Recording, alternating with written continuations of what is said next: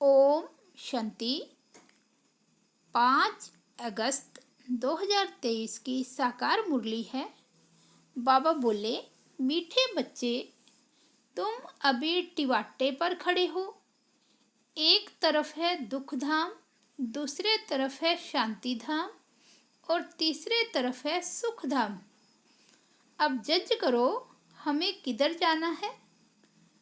आज का प्रश्न है, किस निश्चय के आधार पर तुम बच्चे सदा हर्षित रह सकते हो। उत्तर है, सबसे पहले निश्चय चाहिए कि हम किसके बने हैं। बाप का बनने में कोई वेद शास्त्र आदि पुस्तकें पढ़ने की दरकार नहीं है। दूसरा निश्चय चाहिए कि हमारा कुल सबसे श्रेष्ठ देवता कुल है। इस स्मृति से सारा चक्कर याद आ जाएगा। बाप और चक्र की स्मृति में रहने वाले सदा हर्षित रहेंगे। गीत बजा है, किसी ने अपना बना के मुझको मुस्कुराना सिखा दिया। ओम शांति। तुम बच्चों को तो पहले पहले खुशी होती है। हम किसके बने हैं ऐसे नहीं कहेंगे, हम गुरु के बने हैं। बनना होता है बाप का, शरीर छोड़कर भी फिर बाप का बनना होता है। यहाँ भी बाप का बनना है। वेद शास्त्र आदि किसकी दरकार नहीं। बच्चा पैदा हुआ तो बाप समझते हैं मेरी मलकियत का यह मालिक है। संबंध की बात है। तुम बच्चे भी जानते हो, हम वास्तव में पहले भी पारलौकिक बाप शिव बाबा के बच्चे हैं।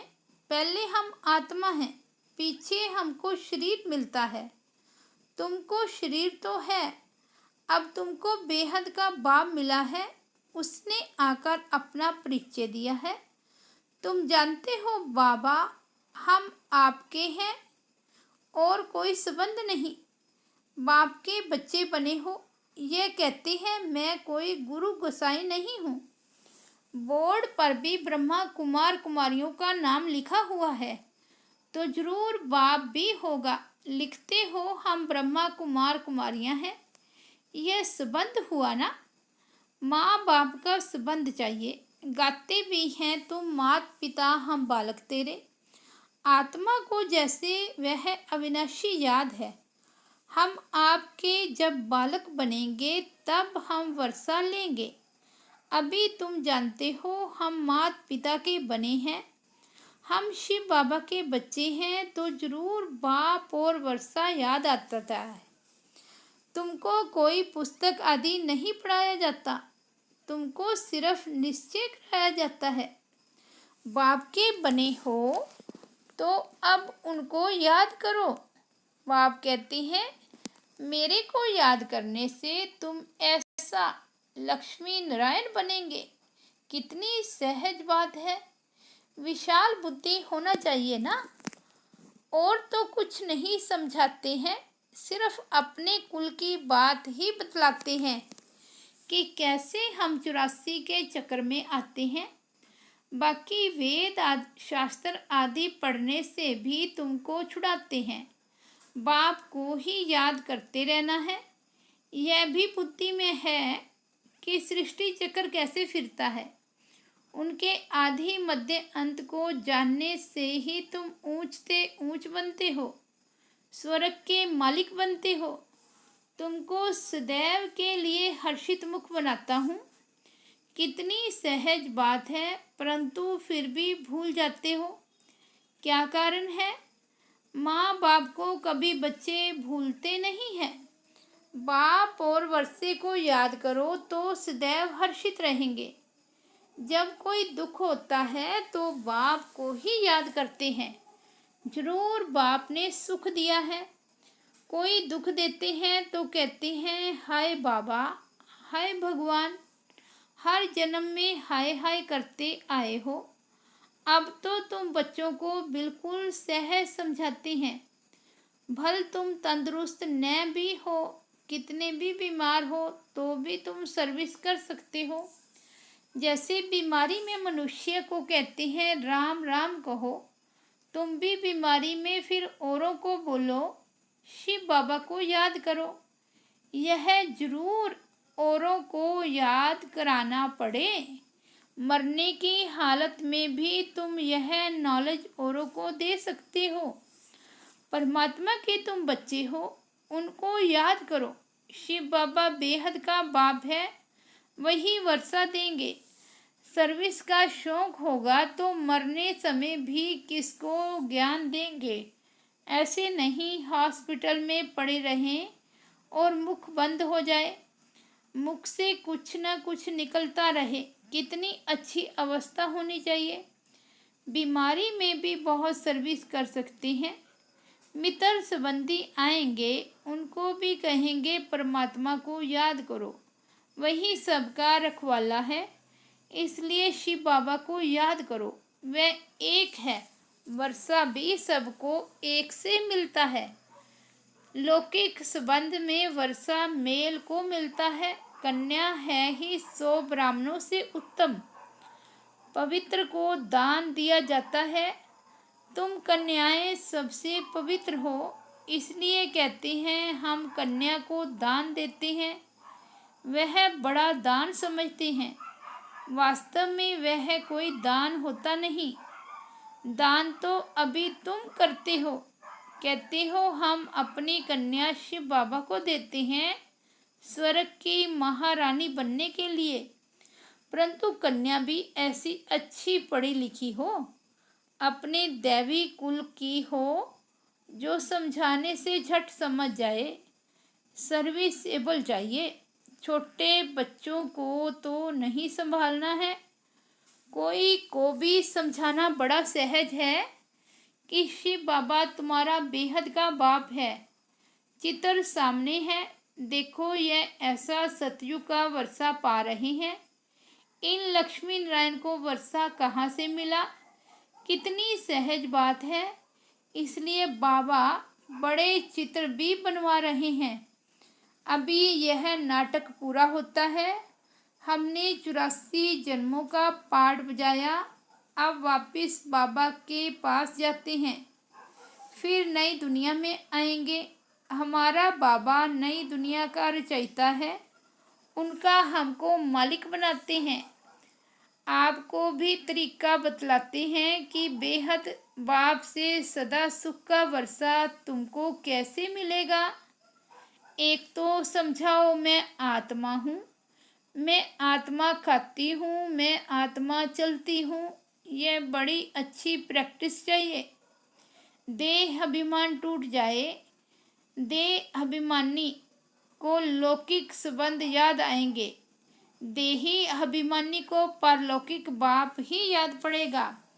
उठते बैठते चलते यह बुद्धि में रखना है, मैं आत्मा हूँ। बाप की मत पर चलना है। शिव बाबा मत दे रहे हैं, अपने को आत्मा समझो। मेहनत करनी है। स्वर्ग के भांति तो बनेंगे, परंतु थोड़े में खुश नहीं हो जाओ। भल स्वर्ग में तो जाएंगे, परंतु पक्के मौतेले बनो। मौतेला उनको कहा जाता है जो बाप दादा को ही याद करते। दूसरा कोई याद पड़ता तो वह सौतेले बन जाते हैं। बहुत हैं जिनको दोनों याद पड़ते रहते हैं। यह बाप है अविनाशी स्वर्ग का वर्षा देने वाला। यह भी कुल है, वह भी कुल है। उनसे तो दुख ही मिलता है, बाकी अल्पकाल क्षणभंगुर सुख का वर्षा मिलता है। अब बुद्धि से जज करना है, हम किस तरफ जा रहे हैं और किस तरफ जाएं, लौकिक तरफ व परलौकिक तरफ। बुद्धि कहती है परलौकिक बाप के बनकर हम क्यों नहीं स्वर्ग तरफ जाएं। लौकिक संबंध से जीते जी मरना है। परलौकिक बाप का बनने से स्वर्ग का मालिक बनेंगे। यहाँ तो नरक के मालिक बनते हैं। अब आत्मा कहती है बुद्धि को कहाँ जोड़ें, अपने शांति धाम सुख धाम में जाएं या जहाँ जाएं। वास्तव में यहाँ जाएं, यह उठना ही नहीं चाहिए, नहीं तो जन्म जन्मांतर रहे हैं। यहाँ तो जन्म जन्मांतर रहे हैं, अब तो हम परलौकिक बाप को कभी छोड़ेंगे नहीं। यहाँ तुम बच्चे सन्मुख बैठे हो, तुम्हारा लौकिक संबंध कोई है नहीं। बुद्धि कहती है हम तो बाबा के साथ मुक्ति धाम शांति धाम जाएं। सवेरे उठ ऐसे ऐसे बैठ विचार सागर मंथन करना चाहिए, बैठने से बड़ा मज़ा आएगा। अब किस तरफ जाना चाहिए, नरक तरफ क्यों जाएं? यह माया बड़ा धोखा देती है। अभी तो तुम्हारे पास एम ऑब्जेक्ट है, अभी तुम किनारे पर हो, जानते हो इस तरफ तो दुख ही दुख है, उस तरफ 21 जन्मों का सुख है। बाप कहते हैं मेरे को याद करो क्योंकि मेरे पास आना है। माया कहती है दुनिया तरफ जाओ, कहाँ जाएं, रास्ता तो मिला है। एक तरफ है स्वर्ग में जाने का रास्ता, दूसरी तरफ है नरक में जाने का रास्ता। टिवाटा होता है ना, 3 गली के बीच में टिवाटा होता है। अब हम किस तरफ जाएं? एक गली है मुक्ति की, एक गली है जीवन मुक्ति की और एक है नरक की।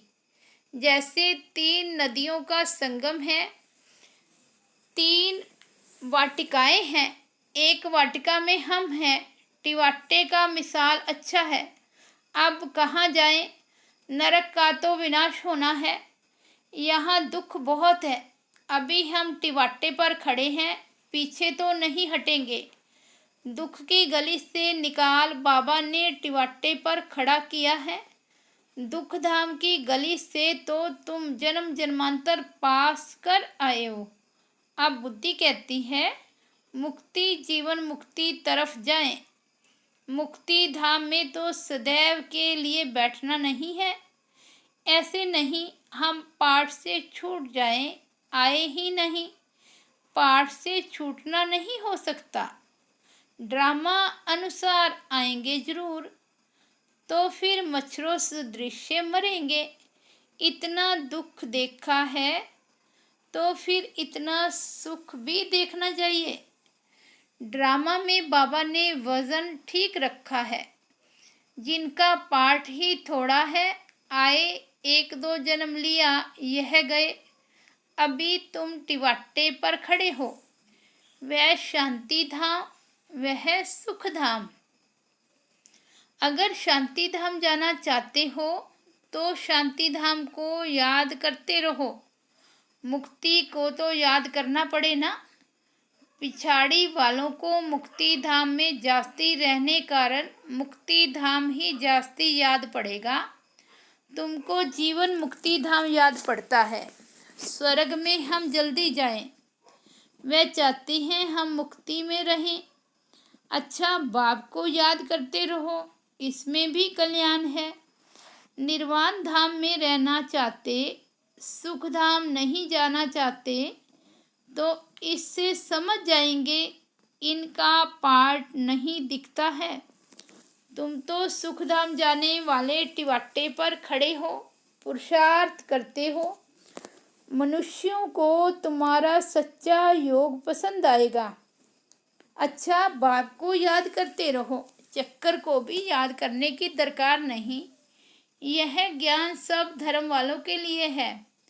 समझते हैं ड्रामा अनुसार जिन्होंने जितना लिया वही आकर अपना पद ले लेंगे।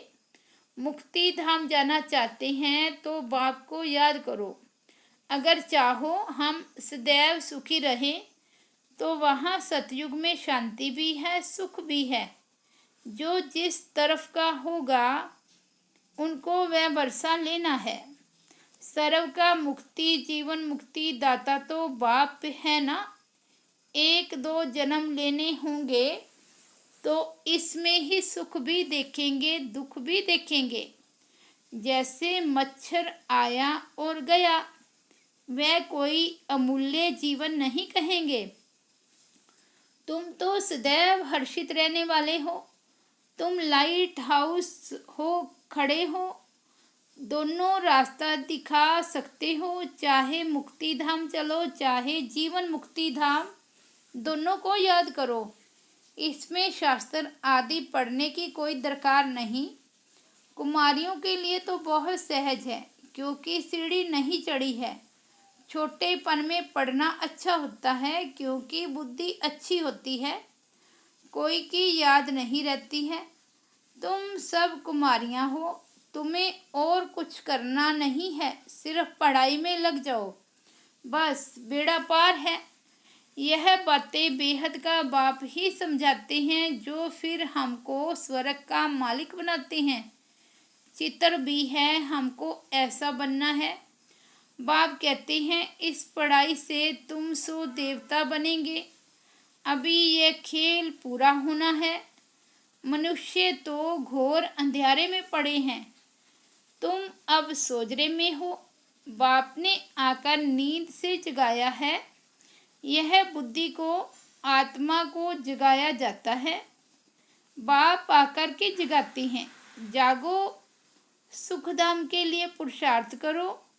जो तुम्हारे कुल के होंगे वे आते रहेंगे, वृद्धि को पाते जाएंगे। तुम्हारी प्रजा कितनी बनती है, तुम हिसाब लगा सकते हो? नहीं। तुम हिसाब लगा सकते हो? नहीं।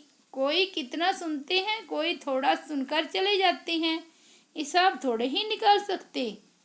बड़ी माला, छोटी माला, साहूकार, प्रजा कैसे बनती है, कौन बनते हैं, वे सब बुद्धि में है। मुख्य सूर्यवंशी महाराजा महारानी कौन बनेंगे, फिर चंद्रवंशी कौन बनेंगे, कितनी प्रजा बनना है, सब बातें तुमको यहाँ बतलाई जाती है। सारे झाड़ अथवा सभी धर्मों के चक्र के बीच से कैसे टाल टालियाँ, पत्ते आदि निकलते हैं, अभी भी पत्ते निकलते रहते हैं। वहाँ निराकारी दुनिया एकदम खाली हो जाएगी, फिर विनाश होना चाहिए। बड़ी लड़ाई में करोड़ों मरे होंगे, अनगिनत। यहाँ तो कितने खलास होंगे, बाकी थोड़े सतयुग में जाकर राज्य करेंगे। अभी तो कितने मनुष्य हैं, अन्न ही इतना नहीं। तुम बच्चे जानते हो, बाबा आते ही हैं संगम पर। बाप समझाते हैं, बच्चे शरीर निर्वाह अर्थ कर्म तो करना ही है। हर बात में राय पूछते जाओ, हर एक का हिसाब किताब अपना अपना है। श्रीमत अविनाशी सर्जन से लेते जाओ, सबको अपनी अपनी दवाई बताएंगे। समझाया जाता है, यह दुनिया खलास हुई पड़ी है, अब बाप को याद करो तो बेड़ा पार हो जाएगा। बाप आए ही हैं नरक का विनाश कर स्वर्ग की स्थापना करने। हम आपको भी राय देते हैं, श्री श्री से मिली हुई श्रीमत हम आपको भी देते हैं। बाप कहते हैं, मुझे याद करो तो तुम स्वर्ग के मालिक बनेंगे। अच्छा, मीठे मीठे सिकिलते बच्चों प्रति माता पिता बाप दादा का याद प्यार और गुड मॉर्निंग। रूहानी बाप की रूहानी बच्चों को नमस्ते। हम रूहानी बच्चों की रूहानी बाप दादा को याद प्यार, गुड मॉर्निंग और नमस्ते। धारणा के लिए मुख्य सार, फर्स्ट पॉइंट है, सर्विस का शौक रखना है। बीमारी में भी बाप की याद में रहना है और दूसरों को भी याद दिलाना है। मुख से ज्ञान दान करते रहना है। सेकंड पॉइंट है, पक्का मातेला बनना है, अर्थात एक बाप की ही याद में रहना है। सवेरे सवेरे उठ विचार सागर मंथन करना है, दूसरा कोई भी याद न आए। वरदान है, अपनी शुभ और शक्तिशाली भावनाओं द्वारा विश्व परिवर्तन करने वाले विश्व कल्याणकारी भव। आप बच्चों के मन में सदा यही शुभ भावना है कि सर्व का कल्याण हो, हर आत्मा अनेक जन्म सुखी हो जाए, प्राप्तियों से संपन्न हो जाए। आपकी इस शुभ और शक्तिशाली भावना का फल विश्व की आत्माओं को परिवर्तन कर रहा है। आगे चल प्रकृति सहित परिवर्तन हो जाएगा, क्योंकि आप संगम युगी श्रेष्ठ आत्माओं को ड्रामा अनुसार प्रत्यक्ष फल प्राप्त होने का वरदान है। इसलिए जो भी आत्माएं आपके संबंध संपर्क में आती हैं वह उसी समय शांति व स्नेह के फल की अनुभूति करती है। स्लोगन है, त्रिकालदर्शी स्थिति में स्थित होकर निर्णय करो तो हर कर्म में सफलता प्राप्त होगी। अच्छा, ओम शांति।